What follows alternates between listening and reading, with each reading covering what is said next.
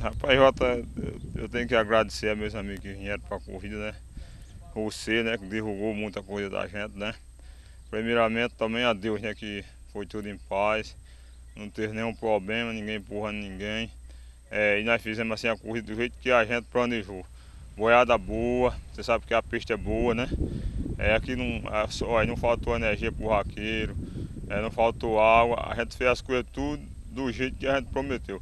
Talvez pode ter ficado alguma coisinha, mas na outra nós ajeita, né? E quero agradecer e dizer que a gente está de parabéns pelo parque, Boiada, né? E meus amigos que vieram, muito obrigado. E quem não veio, quero que venha na outra, né? Que deve muito para a Rua Bosque, viu?